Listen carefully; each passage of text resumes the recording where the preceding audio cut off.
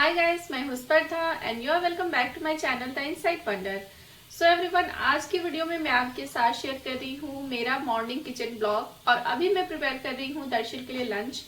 मैं आपको बताऊं कि दर्शन को अभी मैं स्कूल ड्रॉप करने वाली हूं, तो मैंने सोचा कि मैं आपके साथ ये वीडियो शेयर करती हूँ। साथ में सुबह का जो ये रूटीन है आपके साथ शेयर करूँ आज, स्पेशली जो किचन रूटीन है।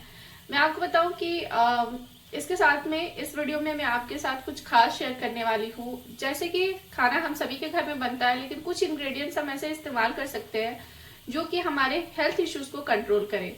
वो इंग्रेडिएंट्स कुछ किचन के ऐसे हैं जो कि जरूरी तो है, हर दिन हमें यूज करना होता है उसे, लेकिन फिर भी अगर हम उसका कोई एक अल्टरनेटिव वे निकाल सके, कुछ उसमें तोड़ ऐसा निकाल सके कि वो हमारे हेल्थ को अफेक्ट ना करे, हमारे हेल्थ पर कोई बुरा असर ना डाले, तो बिल्कुल हमें निकालना चाहिए। तो वो मैं आपके साथ शेयर करने वाली हूँ। साथ में मैं एक साउथ इंडियन डिश की रेसिपी इंग्रेडिएंट्स जो है वो मैं आपके साथ आज शेयर करूंगी और इसके साथ ही शेयर करना है बहुत कुछ। तो अगर आप मेरे चैनल पर नए हैं तो प्लीज मेरे चैनल को सब्सक्राइब कर लीजिएगा, साथ में बेल आइकन को जरूर प्रेस कीजिएगा। तो सबसे पहले फटाफट से दर्शन के लंच को प्रिपेयर करती हूँ और उसके बाद मैं उसे स्कूल ड्रॉप करके वापस आती हूँ किचन में। तो दर्शन के लिए आज मैंने लंच में बनाया है ये चिल्ला, और ये आटे का ही है। वैसे बेसन का भी बनता है, बट दर्शन को आटे वाला पसंद है और मुझे लगता है ज़्यादा सुपाच्य भी है, तो मैं आटे के ही पतले पतले चिल्ले बना देती हूँ। उसमें कुछ वेजीज डालती हूँ, खास तौर से प्याज, उसे काफ़ी पसंद है। और यो इस तरह से मैं पकाते हुए इसे बीच बीच से यूँ छेद कर देती हूँ ताकि अच्छे से ये पक जाए। और दर्शन को तो अच्छा लगता ही है, मैं केचप के साथ इसे लंच में देती हूँ।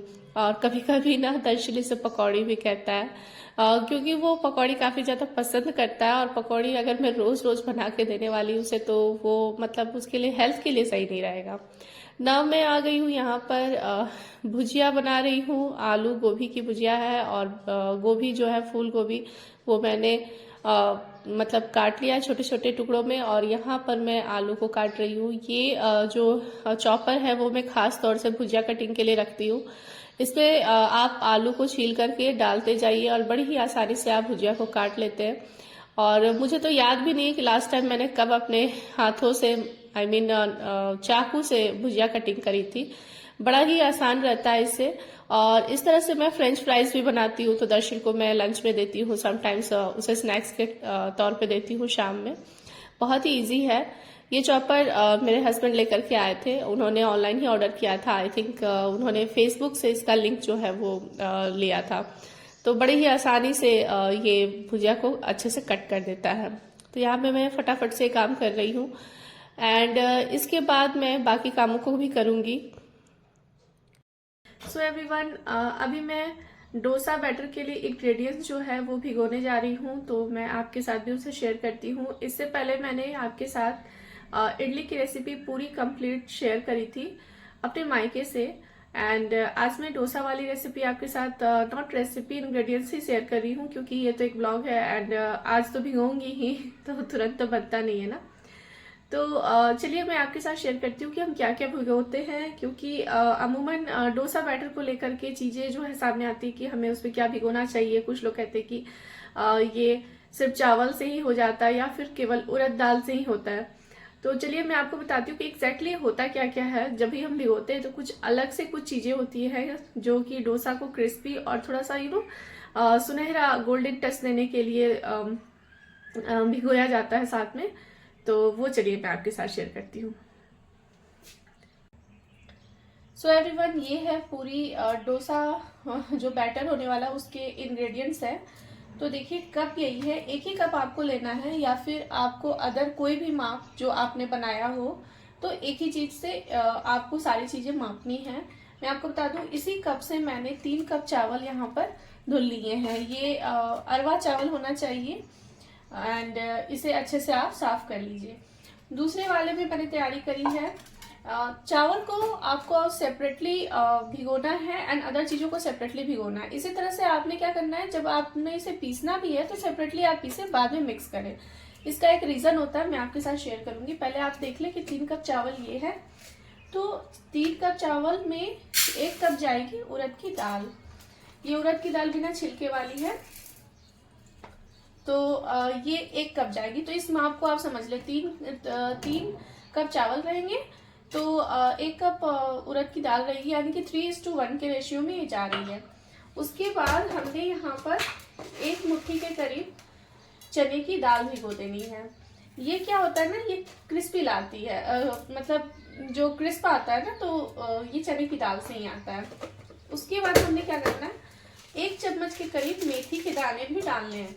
मैं आपको बता दूं कि मेथी के दाने बहुत कोई नहीं डालता है, लेकिन मेथी के दाने से थोड़ा सा स्वाद उसका अच्छा आता है। ये आपको 1 चम्मच के करीब, यानी थोड़ा सा ही आपको यहाँ पर डालना है। ये देखिए, ये चलेगा एक साथ। अब मैं आपको बता दूं कि यहाँ पर ये सारी चीजें आपने भिगो देनी है। इसे भी भिगो देना है, इसे भी धुल करके भिगो देना है। एंड जब भी आप पीसने जाओ इस पूरे बैटर को, तो आपको इसमें 1 मुट्ठी के करीब मिलाना है पोहा। ये है पोहा, यानी कि चूड़ा। चूड़ा आपको मिलाना है। मैं यहाँ भिगोने के वक्त इसे नहीं डाल रही, क्योंकि वैसे भी पोहा बहुत ही मुलायम होता है। जब भी आप इसे ग्राइंड करेंगे तुरंत ही ग्राइंड हो जाएगा। इससे पहले से भिगो करके रखने से बहुत कुछ फायदा नहीं होने वाला है। तो ये जो है पोहा मैं एट द टाइम ही डालूंगी। जब मैं सबको ग्राइंड करूंगी ना, उस टाइम में पोहा डाल दूंगी। ये भी बहुत जरूरी है, इससे भी क्रिस्प आता है। तो यही इंग्रेडिएंट्स है जो कि हमें लगते हैं फॉर डोसा बैटर। यही इंग्रेडिएंट्स सेम लगते हैं इडली के लिए भी, लेकिन मैं आपको बता दूं कि इडली वाली जो कंसिस्टेंसी होती है वो अलग होती है, और डोसा की कंसिस्टेंसी अलग होती है। थोड़ा सा उसका बैटर को पतला किया जाता है डोसा को। और इडली वाला जब आप भिगोए ना, तो ये दोनों, ये सारी चीजें साथ में भिगो सकते हैं। लेकिन यहाँ डोसा की बात हो रही है, तो ये दोनों इंग्रेडिएंट्स जो है, मतलब 2 तरह के इंग्रेडिएंट्स आपको अलग अलग भिगोने होंगे। तो मैं आपको बताती हूँ कि ऐसा आपको क्यों करना होता है। सो एवरीवन, जैसा कि डोसा के जो इंग्रेडिएंट्स थे वो मैं भिगो रही थी, तो उसमें मैंने चावल को सेपरेटली भिगोया है। बाद बाकी चीजें सेपरेट थी, जबकि सारी चीजें तो मिक्स ही होनी है। तो ऐसा क्यों है, मैं आपको बता दूं कि चावल जो होते हैं ना, जब डोसा में पीसे जाते हैं, डोसा के बैटर के लिए, तो चावल जब भी पीसे जाते हैं तो वो थोड़े से दरदरे होते हैं। लाइक उनमें थोड़ा सा दरदरापन होता है। बहुत ज्यादा पेस्ट नहीं उनका बनाना चाहिए, मतलब एकदम पेस्ट जैसा नहीं होना चाहिए। जबकि जो दाल है वो एकदम पेस्ट बन जाते हैं, उन्हें बनाना भी पेस्ट की तरह ही है, बन क्या जाते हैं, उन्हें बनाना होता है। लेकिन चावल जो होते हैं थोड़े से दरदरे रहते हैं, तो जो क्रिस्प आता है उसमें वो मदद करते हैं। तो यही कारण है कि चावल को सेपरेटली थोड़ा सा दरदरा ही, हल्का दरदरा, ऐसा नहीं कि काफी ज्यादा, लेकिन हल्का दरदरा पीसा जाता है। और ये जो अदर जो दालें हैं जो कि मैंने भिगोई, मेथी वगैरह, ये सारी चीजें जो है वो पेस्ट बना करके उसमें डाली जाती हैं, और फिर लास्ट में सभी को मिक्स कर दिया जाता है। एंड मिक्स करने के बाद उसमें जो नमक है, नमक मिलाते हुए आप उसके बाद वो बैटर जो है रेडी हो जाता है। पानी से हम उसकी कंसिस्टेंसी मेंटेन करते हैं। लेकिन जब हम इडली बनाते हैं तो इडली में क्रिस्प की जरूरत नहीं होती है। इडली जो होता है वो थोड़ा स्पंजी होना चाहिए, बस उसका यही फीचर होता है, मेन फीचर। तो इडली में सारे इंग्रेडिएंट्स आप एक साथ धो के डाल सकते हैं, लेकिन फिर भी समटाइम्स बर्तन की कमी की वजह से मैं एक में भिगो देती हूँ सारी चीजों को। स्टिल जैसे कि ये बात जरूरी थी, तो मैंने आपको बताया कि आप चावल को अलग से भिगोएं, जिससे उसमें दरदरापन रहे। पीसने के टाइम आप ध्यान दें उसमें कि उसे पेस्ट नहीं बनाना, सुपर फाइन पेस्ट नहीं बनाना, और दालों को आपने पेस्ट बनाना है। आई थिंक आपको इस बात को लेकर के जो कंफ्यूजन थी वो क्लियर हो गया। यहाँ पर मैंने कढ़ाई रख दी है, और मैं भुजिया को यहाँ पर बनाने वाली हूँ। एंड उसके साथ में होगी दाल, चावल, पापड़, और सब्जी जो है वो रात की ही है। कटहल की सब्जी मैंने बनाई थी और काफ़ी ज़्यादा मात्रा में बन गई थी। आज सुबह मतलब मेरे हस्बैंड का ऑफ है, तो मैंने सोचा कि जब वो फ्रिज में है तो उसे क्यों बर्बाद करें, एक बार उसे गर्म करके जो है इस टाइम तो खा ही सकते हैं। तो बस इसीलिए ये अभी का खाना बहुत ही नॉर्मल है। दर्शिल का लंच बना करके दे दिया है, वो स्कूल तो गया ही, और उसे लाने भी जाना है, इसलिए ये समय जो है मेरे लिए वो काफ़ी ज़्यादा बिजी है बिजी रहने वाला टाइम है, आई मीन क्योंकि इस समय में मुझे सारे काम करने होते हैं। मैं आपको बता दूं कि कभी कभी ऐसा होता है कि मेरे हस्बैंड का ऑफ हो, या फिर उन्हें लेट से ड्यूटी जाना हो, उसके बावजूद वो दर्शिल को लेने या उसे ड्रॉप करने नहीं जाते, मुझे ही जाना होता है। तो ये यहाँ पर कभी कभी मुझे ऐसा लगता है यार ऐसा नहीं करना चाहिए उन्हें, लेकिन फिर भी अब वो ऐसे हैं तो मैं क्या कर सकती हूँ, ले जाना या ले आना प्रेफर नहीं करते हैं, तो वो काम मुझे उनके घर में रहने के बाद भी करना पड़ता है। हालांकि दूध वगैरह मैं नहीं लाती हूँ, मैं मना कर देती हूँ, वो खुद ही लेकर के आते हैं।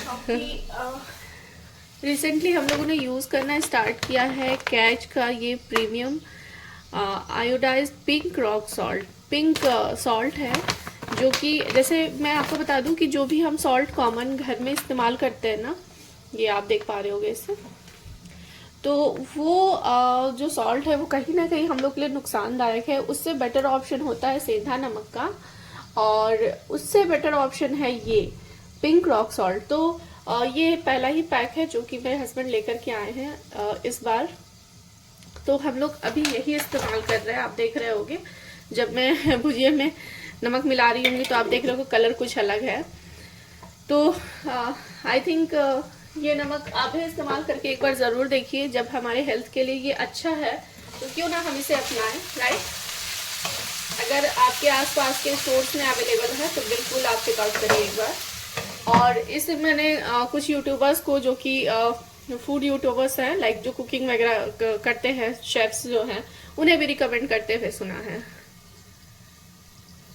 सो फटाफट से यहाँ मैं लंच जो है वो रेडी कर रही हूँ, एंड इसके बाद भी मुझे काम है। मैं आपको बताऊँ कि दर्शिल के स्कूल में आजकल स्पोर्ट्स डे की प्रिपरेशन चल रहे हैं, उसका स्पोर्ट्स डे काफ़ी नज़दीक है, और इसलिए समटाइम्स उसे मतलब जल्दी भी बुला लिया जाता है। जैसे कि ठंडी के दिनों में 10 बजे से स्कूल्स ओपन हो रहे थे, लेकिन अब जो है वो 9 बजे ही चला जाता है। तो मुझे काफ़ी ज़्यादा मतलब इस चीज़ को मैनेज करने में प्रॉब्लम हो रही है आजकल। मुझे ये भी पता है कि बहुत सारे स्कूल इससे भी पहले होते हैं, लेकिन मैं क्या करूँ, सारी चीज़ें एक साथ मैनेज करना थोड़ा सा भी मुश्किल होता है मेरे लिए।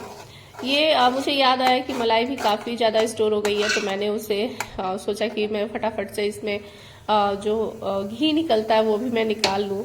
जब हस्बैंड का ऑफ होता है तो मैं सारे एक्स्ट्रा काम कर लेती हूँ, उनका ऑफ नहीं रहता है तो फिर मुझे उनके लिए भी हड़बड़ी हो जाती है और साथ में दर्शन के लिए भी हो जाती है। तो यही सब कारण है। सुबह का समय जो है काफ़ी ज़्यादा मतलब शेड्यूल वाइज देखा जाए तो काफ़ी ज़्यादा बिजी होता है। तो यहाँ घी भी अच्छे से ऊपर आ रहा है। इसके बाद घर के सारे काम ऐसे ही पड़े हुए हैं, जैसे बेड वगैरह ठीक नहीं हुआ है तो वो सब मुझे करना ही है। ये देखिए अच्छे से ये घी ऊपर आ रहा है। थोड़े देर मैं और इसे यूं ही रखूंगी, उसके बाद मैं इसे ठंडा होने दूंगी और फिल्टर करके स्टोर कर लूंगी।